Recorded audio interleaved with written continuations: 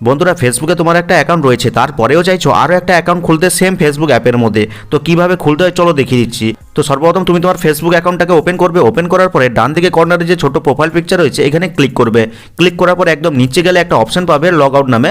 তো এখানে ক্লিক করে লগ আউট বাটনে ক্লিক করে তোমার অ্যাকাউন্টটাকে লগ আউট করে নেবে আগে। আর এরপরেই কিন্তু ঠিক এরকম ইন্টারফেস দেখতে পেয়ে যাবে। তো দেখো নিচের দিকে একটা অপশন রয়েছে ক্রিয়েট নিউ অ্যাকাউন্ট, তো এখানে ক্লিক করবে।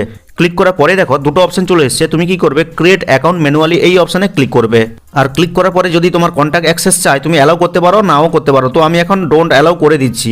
এরপরে কি রয়েছে, ফার্স্ট নেম আর লাস্ট নেম। তুমি তোমার ফেসবুক প্রোফাইলের যেটা ফার্স্ট নেম দিতে চাও সেটা দিবে, আর লাস্ট নেম যেটা দিতে চাও সেটা দিয়ে দিবে। তো আমি দিয়ে দিচ্ছি, এবার নেক্সট বাটনে ক্লিক করব। আর ক্লিক করতে কিন্তু পরের স্টেপে তোমার ডেট অফ বার্থ সিলেক্ট করতে বলছে। তোমার যেটা ডেট অফ বার্থ রয়েছে সেটা দিয়ে দেবে। তো স্লাইড করে ডেট অফ বার্থ আমি ঠিকঠাক করে নিয়েছি। এবার কি করব, সেট বাটনে ক্লিক করব। তো দেখো এরপরে কিন্তু নেক্সট বাটন চলে এসেছে, এখানে জাস্ট ক্লিক করে দিব। আর ক্লিক করার পরে তুমি যদি ফিমেল হও তাহলে ফিমেল সিলেক্ট করবে, যদি মেল হও মেল সিলেক্ট করবে। তো আমি এখানে মেল সিলেক্ট করে নেক্সট বাটনে ক্লিক করছি। আর ক্লিক করার পরে কিন্তু তুমি তোমার ফেসবুক অ্যাকাউন্টে কোন মোবাইল নাম্বার দিতে চাইছো সেটা দিয়ে দিবে। আর যদি মনে করো না আমি ফেসবুকে মোবাইল নাম্বার দিতে চাই না, ইমেল আইডি দিয়ে খুলতে চাই ফেসবুক অ্যাকাউন্ট, তাহলে দেখো নিচে sign up with email option রয়েছে, এখানে ক্লিক করবে। আর ক্লিক করার পরে এই ইমেলের বক্সে একটা ইমেল আইডি দিয়ে দেবে যেটা তোমার কাছে রয়েছে। তো আমি ইমেল আইডি দিয়ে দিচ্ছি, এবার নেক্সট বাটনে ক্লিক করছি।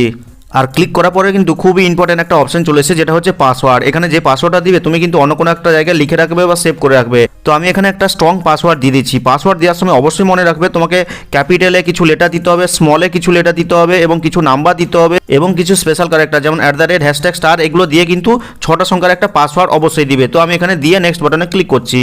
আর নেক্সট বাটনে ক্লিক করতে কিন্তু এরকম অপশন চলে এসেছে। তুমি যদি পাসওয়ার্ডটা তোমার মোবাইলে সেভ করে রাখতে চাও তাহলে এই সেভ বাটনে ক্লিক করবে। এরপরে কি করবে, আই এগ্রি বাটনে ক্লিক করে দিবে। আর আই এগ্রিতে ক্লিক করতে কিন্তু তোমার জিমেল আইডিতে যেই জিমেল আইডি তুমি অ্যাড করেছিলে কিছুক্ষণ আগে ওটাতে কিন্তু একটা কোড পাঠিয়েছে, সেই কোডটা নিয়ে এখানে বসিয়ে দিবে। তো কোড বসিয়ে দিয়েছি, এবার নেক্সট বাটনে ক্লিক করব।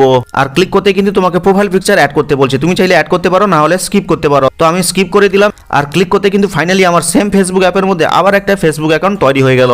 এখন যদি তুমি তোমার আগের অ্যাকাউন্টে ফিরে যেতে চাও তাহলে কি করতে হবে, এই কর্নারে 3 লাইন বা প্রোফাইল আইকনে ক্লিক করলে কিন্তু নিচের দিকে একটা লগ আউট বাটন পেয়ে যাবে।